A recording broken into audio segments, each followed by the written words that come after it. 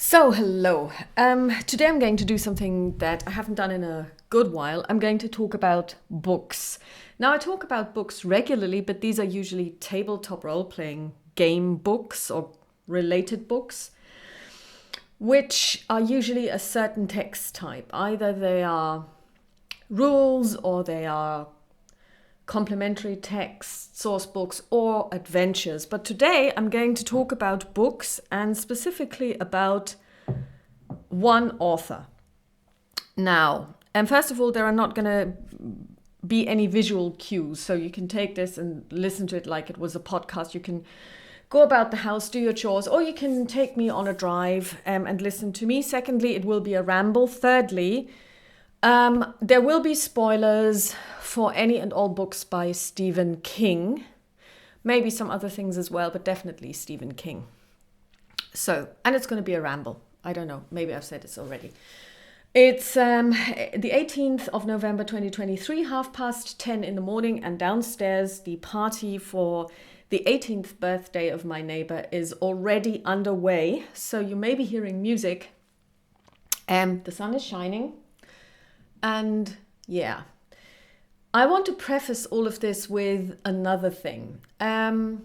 We've been playing Curse of Strahd, and here the role-playing games, of course, enter into this, for a good while now. I want to say we're now in our second year, and very soon I realized that there is so much going on in that game that I, as a person, as a player, felt analysis paralysis. I realized there is so much going on that I started to panic. So I started to keep a quest log. And there were so many things that we could do. And then we switched plans. And then we decided to do one thing, but then we ended up doing another, that I really got lost. And I was talking to my partner in crime about this. And basically, she had been talking about something similar with another gaming group she's in. And they had come up with kind of like putting people in two groups. Those that basically can jump easily from topic to topic and do so, like maybe butterflies that basically flutter from blossom to blossom and looking at different flowers all the time. But then there are the bees that basically only go to one type of flower or to one type of blossom. And then they basically go to every single one of those in their area. So they dig really deep. They only go to one of them. And then they really get to work there. And I was like, okay, so you're saying I'm not flexible. And interestingly enough, her DM in that group also is one of the bees and not one of the butterflies. And she had said the same thing. So you're basically saying I'm not flexible. You're kind of like, so, what does that mean? But that's not what they meant at all. And it also has nothing to do with your ability to switch between topics or to do more than one thing. Not necessarily simultaneously, because I also do not really believe that multitasking works.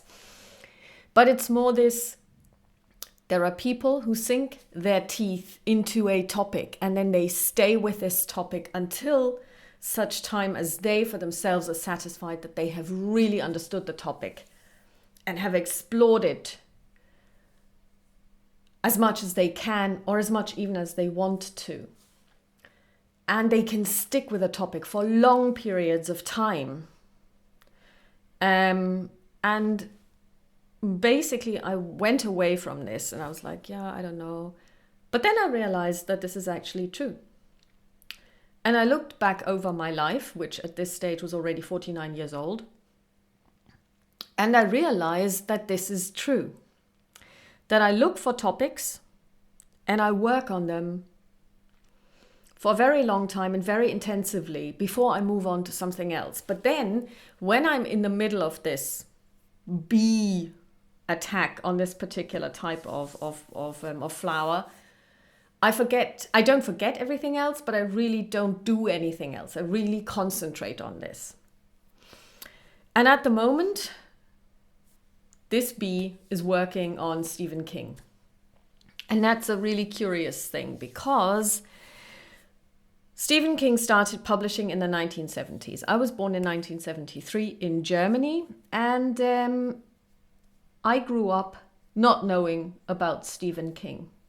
And I'm pretty sure, I don't know if he was a big seller. I don't know how many copies Carrie sold, how many copies Salem's Lot sold. Possibly when Carrie was turned into a movie, it was probably a boost to sales, I would imagine. I don't know. I didn't know research on this one. So there goes the bee. Was a bit lazy, this bee.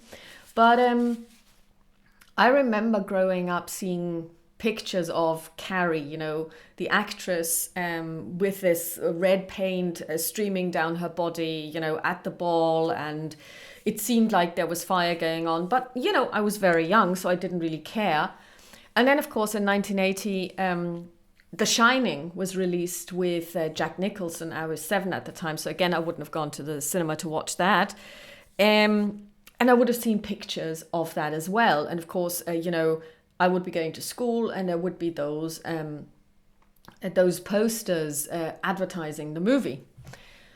But I was pretty much not kind of like touched by King at all.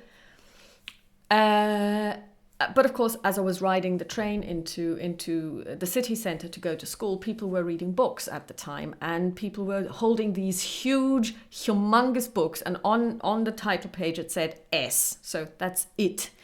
It, at this moment in time, if you buy the most recent edition in German, clocks in at 1,500 pages, because German texts are usually 15 to 20% longer than the English original, because of word length and, you know, sentence structure and so on. So they would have been lugging around those huge volumes. And of course, I saw them and I was like, okay, so I don't know, Stephen King, who, you know, it was basically, you know, you would realize it was something that people were crazy about, but I didn't know what it was about. And the cover gave nothing away.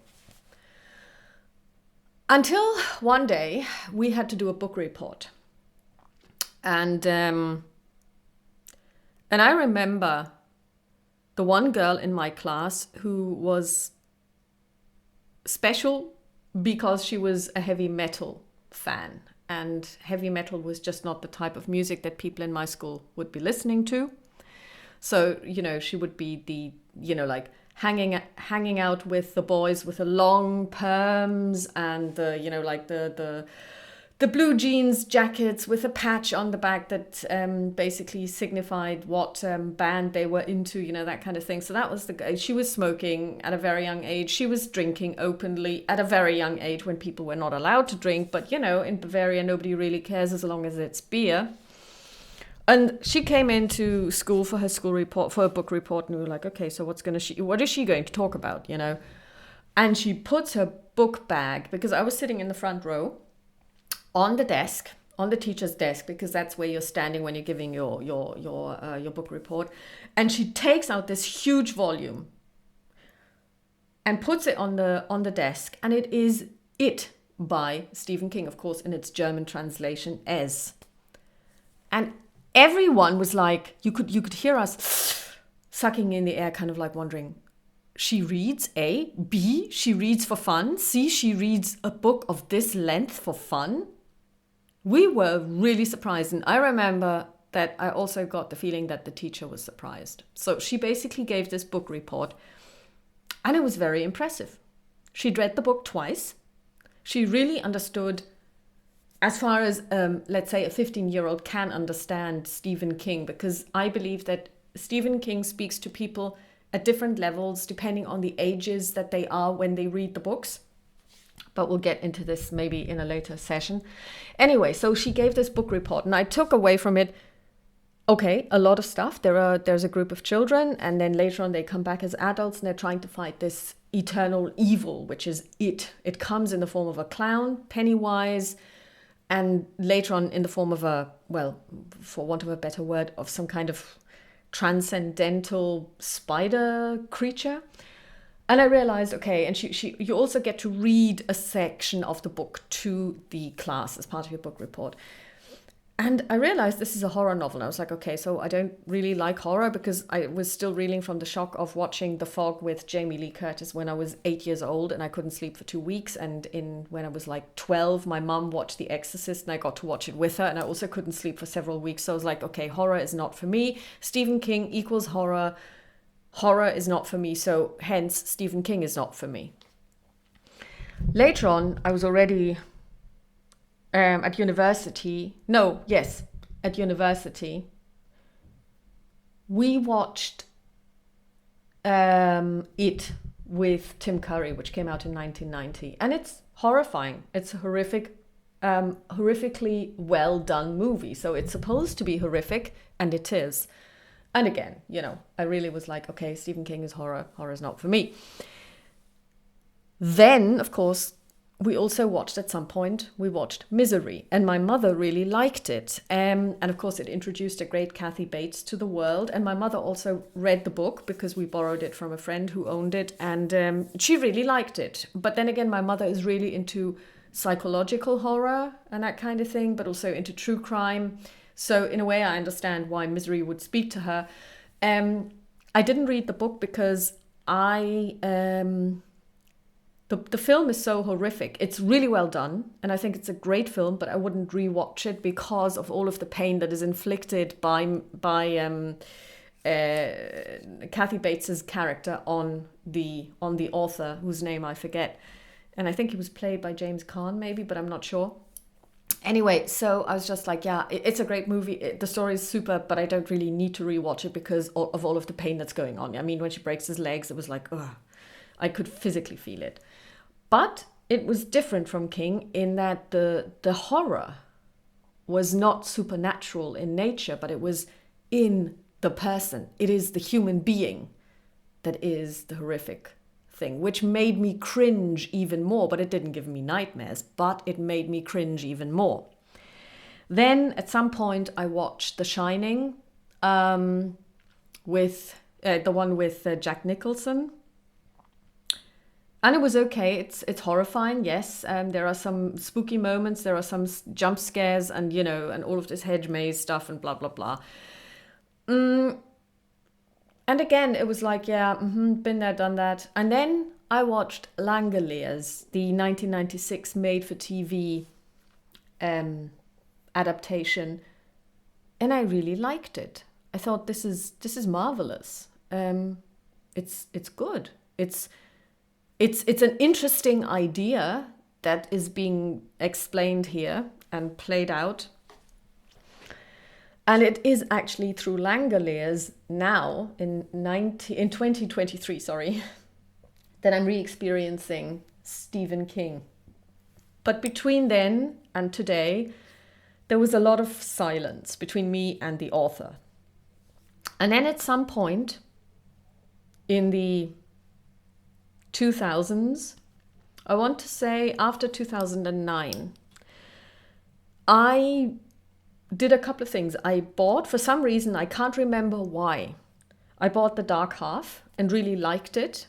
I bought Danse Macabre and I really liked it. That's a non-fiction book about writing horror stories or the nature of horror stories and that kind of thing. And I also bought 4 Past Midnight, which contains the novella Langoliers. And I also tried to read It. And I tried to read it, but I couldn't finish it. And the reason was, and again, spoilers, I got as far as the scene, and I think it's a really well-written book, where this one guy, and I forget his name, tells someone else, oh, I poisoned your dog. And I mean, it's described how the dog basically is poisoned, how it's suffering terribly, blah, blah, blah. It's this sociopathic boy who decides to really inflict pain on this animal, but also on the owner of the animal, on the owner of the pet, because, he just can and he wants to, and he doesn't like this guy, and I was like, you're going to kill a dog? I'm not going to read you. Which, of course, is silly because I had already read through a couple of things that Pennywise had been doing. I think at this stage he may already have killed at least one child, but possibly even more. But I just couldn't abide this killing of the dog. And the same goes for Needful Things, where this person takes a corkscrew and kills her neighbor's dog. And it's like, okay, I'm going to stop reading this, although I really like the book. And I think I'm actually going to re-buy it and reread it. But it just hammered home one thing to me. King may be known as the king of horror, no pun intended, but he understands one thing that takes his books beyond even the ones that are very supernatural horror books, like The Shining, like It. He basically shows us one thing, or this is what I take from at least It. To me, Pennywise and the spider signify and stand for evil as an abstraction, the abstract concept of evil, eternal evil that exists out there for whatever reason, but it exists, okay? Now, for us, we get a choice. Human beings get a choice. And every day we have to make this choice again, and that is to make a moral decision not to do evil, but to do good, not to inflict harm, but to try and prevent harm. It is something that is ingrained in us, the ability to decide, free will. Whereas in my opinion, and this is just my opinion, and I don't know what King says about it, Pennywise cannot do good. He is evil. He is evil incarnate. The spider is evil incarnate. It cannot do good. But in its evilness, there is no malice. It doesn't have malicious intent in terms of, I am doing this, although I could do it differently, although I could choose not to, but I'm doing it because I want you to feel harm. But I do it because it's what I am, you know? I do this because I can't do anything else. This is how I interpret this type of evil in It, which is why I find it so disgusting when this guy kills the dog, because you're a human being. You have empathy, you have a choice, you have a moral compass, or you should have these three things, and you decide not to use them. I despise you, you disgust me. And so basically, and spoiler, in Fairy Tale there's also a dog, Radar, and I googled before I decided to get the book. Well, it's on my Christmas list. The dog doesn't die, so I'm gonna read it anyway. So I stopped reading It, but just because of this reason, not because it's a bad book, because I think it's actually really well written. The parts that I have read, really well written. And only this week did I learn that there is the scene, which happens towards the end, I think, of the first part of the book. I didn't get as far as that, so I have no opinion on it. I don't know what is actually described, if it's a gang rape or if it's something else. I'm not sure, but I have no opinion on this. So if you want to discuss this maybe in the section, I cannot even talk about it because I haven't read it. I just this week literally learned that this scene exists.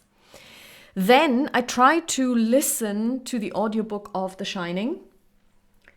And I couldn't, because I don't know if it was the narration or if it's the way King writes. But I cannot listen to Stephen King's prose being narrated. For some reason, I wasn't able to finish this book. But I have ordered it now, so I'm going to read it. But again, it was just because I couldn't cope with the format.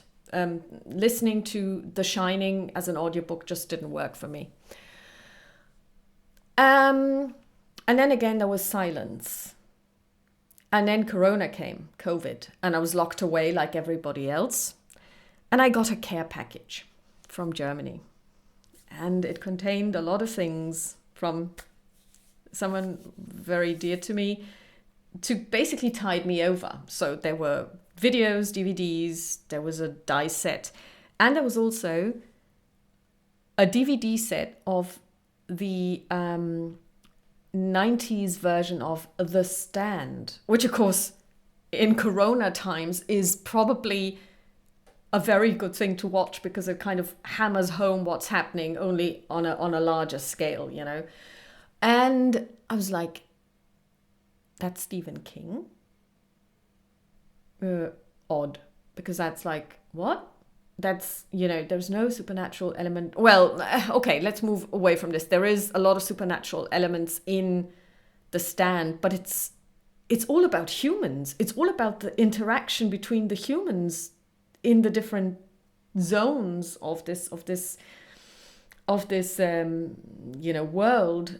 And I was like, odd.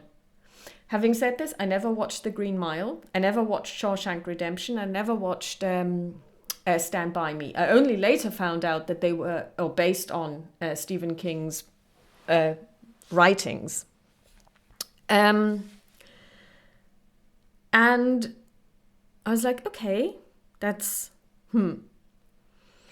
And then about 2 weeks ago, literally 2 weeks ago, and I cannot tell you why, because I don't remember exactly what happened, but I decided that Langoliers would be a perfect two-shot for my Crazy Games group. I was like, this would be a perfect 2-session role-playing adventure for them. And I then rewatched Langoliers. Oh, and one thing I also watched in the 2000s, late 2000s, was The Mist, based on Stephen King's book of the same name, with Marcia Gay Harden as the religious fanatic. Anyway, so I rewatched The Langoliers, which you can find on the internet. I also watched Salem's Lot, the 1979 movie, for the first time. And I then decided, okay, you need to start you need to start reading King. You need to start reading his books. So I dove in. The bee in me came out, and it basically decided to identify each single flower that has Stephen King written on it and just go there. So I've been thrifting. So I have been buying lots and lots of secondhand books by Stephen King, all of them in German, simply because it's a lot easier to get German books here in Germany, and secondhand books to boot. So at the moment I have The Mist. I've already now read The Body, which is Die Leiche, which Stand By Me is based on. I have read Salem's Lot, the original version. I understand that he went back later and made a couple of changes, which led me to order a newer copy of it. And it's going to be an illustrated copy, which also contains 2 additional short stories by Stephen King around Salem's Lot. I have finished already The Gunslinger, the first part of the 8-part book series, The Dark Tower. I'm currently reading The Drawing of the Three. And all of this in the span of 10 days. So I'm probably going to finish The Drawing of the Three today. I also have his book on writing. I've got The Mist. I've got 22/11/63.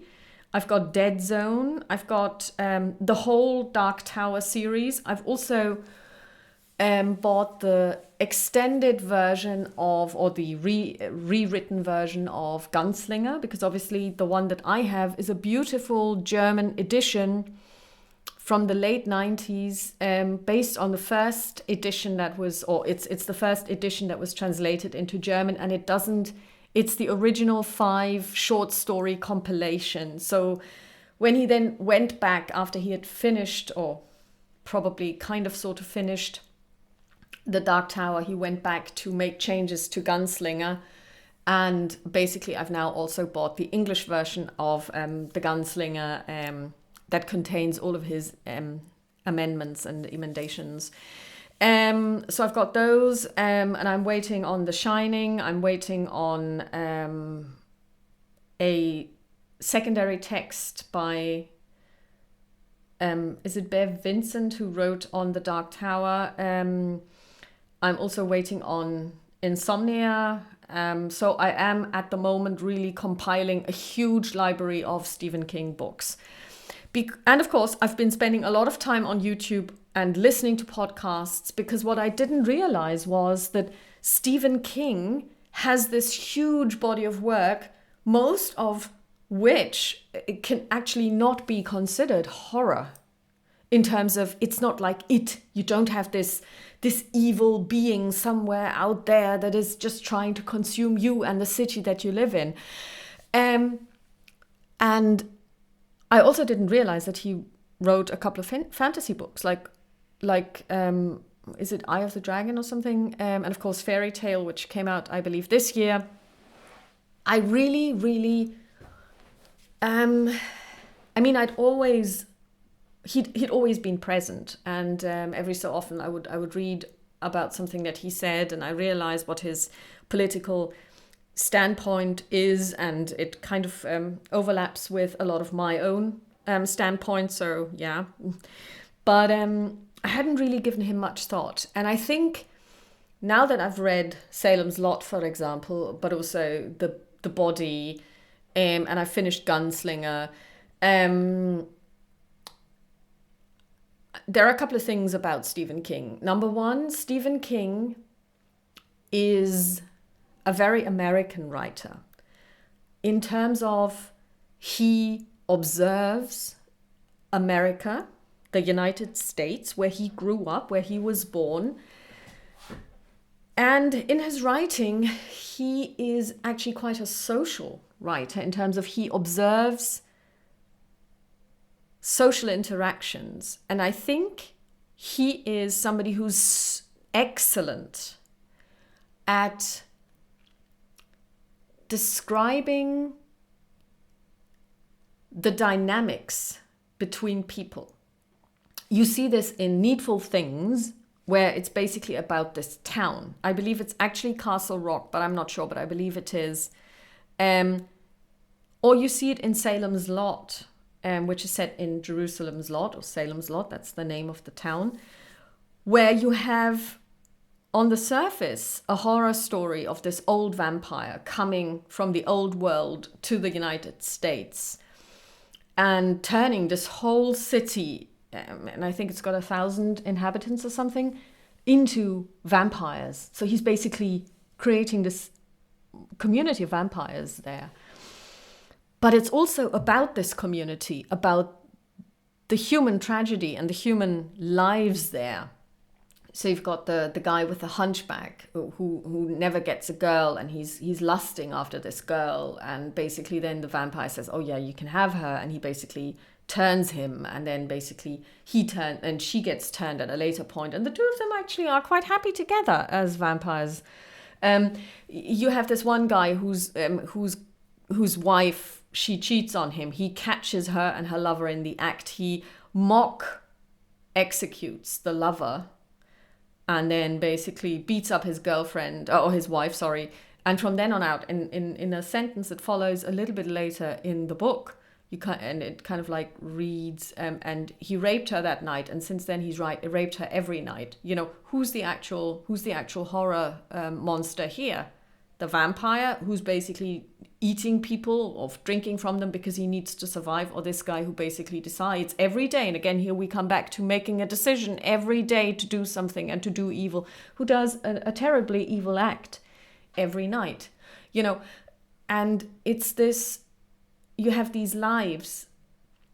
When you look at the Body, you have the lives of the children, the 4 boys, the friends, and the different families that they come from. And you know, the one guy whose dad is crazy and burnt off his son's ears and then was committed.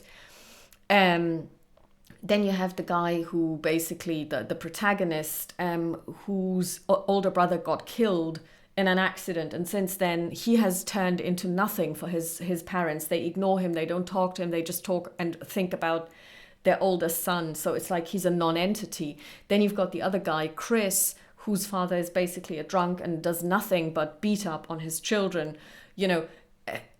And you have all of these different lives, and you have them in this situation set against the backdrop of the 50s, where in rural America, this is how it was. In Germany, it would have been very different, because in the 50s, Germany was still still rebuilding itself after the Second World War, and trying to come to terms with having committed an atrociously terrible genocide, and people still trying to come to terms with this and with this guilt, but also knowing, your father was probably part and parcel of this, even if he was just a soldier. But this would have been the situation in Germany, so you could never have said anything like this in Germany, because that wouldn't have worked. But in rural America, this works pretty well. But then you have other traumata that he deals with. So, for example, he does deal with the Kennedy assassination.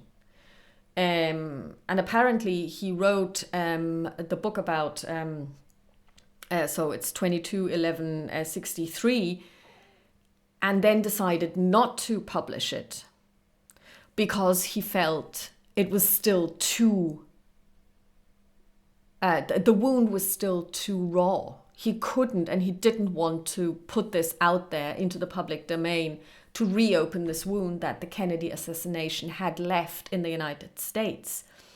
But, you also find references to the Vietnam War and what it did with people. Or this one guy who, in the body, who basically goes crazy and then gets later committed to an insane asylum because he burns off his son's ears. He was part and parcel of the invasion of Normandy, which of course would have been a traumatic experience for anyone who basically jumped onto the shore and knew that they were going to probably be mown down by enemy fire, but did it regardless because they had to. And of course, all of these traumata are there and they don't go away. And they turn into what we today call generational trauma. So you've got a traumatized parent.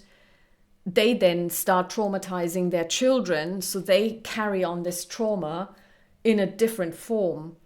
And I think, let's look at this. He wrote about these things in the 70s and 80s. That was way before we were talking about, what is depression, that kind of thing, and mindfulness and blah, blah, blah. And everybody seems to constantly be looking inside themselves and, trying to analyze themselves and the way they interact with other people in their environment.